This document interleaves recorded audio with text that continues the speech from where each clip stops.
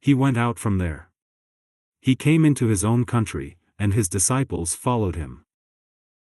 When the Sabbath had come, he began to teach in the synagogue, and many hearing him were astonished, saying, "Where did this man get these things, and what is the wisdom that is given to this man, that such mighty works come about by his hands? Isn't this the carpenter, the son of Mary and brother of James, Joses, Judah, and Simon? Aren't his sisters here with us?" So they were offended at him. Jesus said to them, "A prophet is not without honor, except in his own country, and among his own relatives, and in his own house." He could do no mighty work there, except that he laid his hands on a few sick people and healed them. He marveled because of their unbelief. He went around the villages teaching. He called to himself the 12, and began to send them out 2 by 2, and he gave them authority over the unclean spirits. He commanded them that they should take nothing for their journey, except a staff only, no bread, no wallet, no money in their purse but to wear sandals, and not put on 2 tunics. He said to them, "Wherever you enter into a house, stay there until you depart from there. Whoever will not receive you nor hear you, as you depart from there, shake off the dust that is under your feet for a testimony against them. Assuredly, I tell you, it will be more tolerable for Sodom and Gomorrah in the day of judgment than for that city." They went out and preached that people should repent. They cast out many demons, and anointed many with oil who were sick and healed them. King Herod heard this, for his name had become known, and he said, "John the Baptizer has risen from the dead, and therefore these powers are at work in him." But others said, "He is Elijah." Others said, "He is a prophet, or like one of the prophets." But Herod, when he heard this, said, "This is John, whom I beheaded.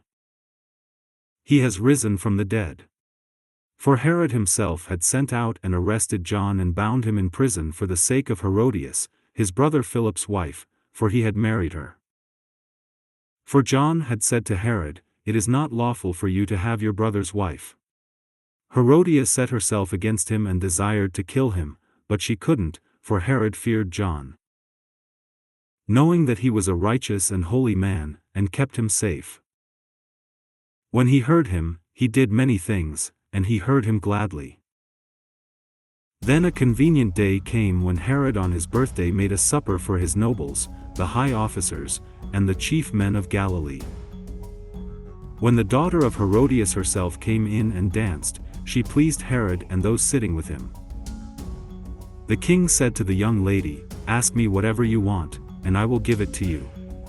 He swore to her, "Whatever you ask of me, I will give you. Up to half of my kingdom." She went out and said to her mother, "What shall I ask?" She said, "The head of John the Baptizer."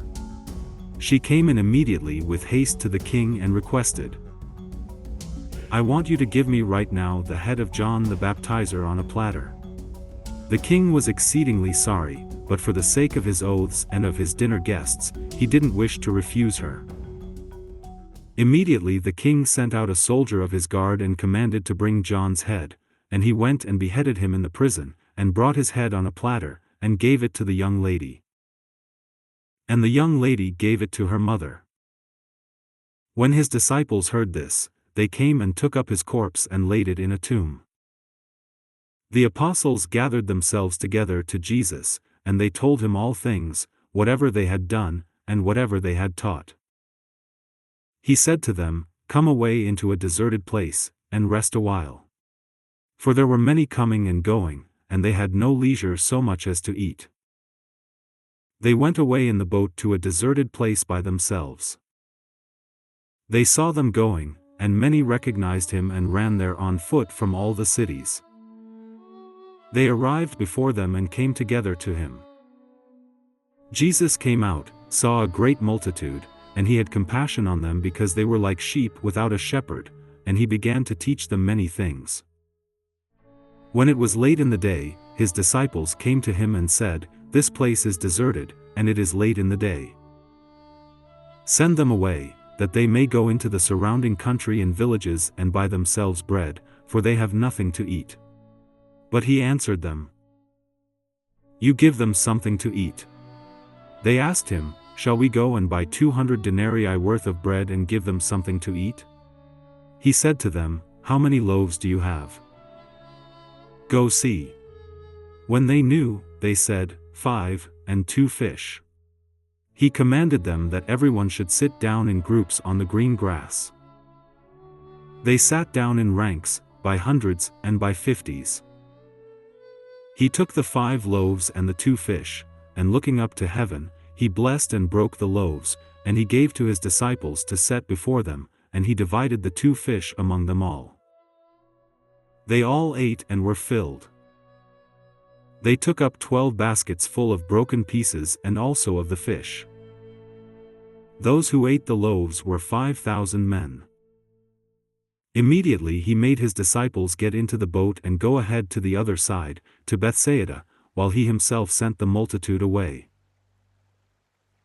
After he had taken leave of them, he went up the mountain to pray. When evening had come, the boat was in the middle of the sea, and he was alone on the land. Seeing them distressed in rowing, for the wind was contrary to them, about the 4th watch of the night he came to them, walking on the sea. And he would have passed by them, but they, when they saw him walking on the sea, supposed that it was a ghost, and cried out, for they all saw him and were troubled.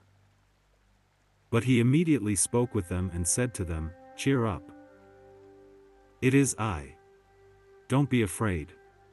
He got into the boat with them, and the wind ceased, and they were very amazed among themselves, and marveled. For they hadn't understood about the loaves, but their hearts were hardened. When they had crossed over, they came to land at Gennesaret and moored to the shore.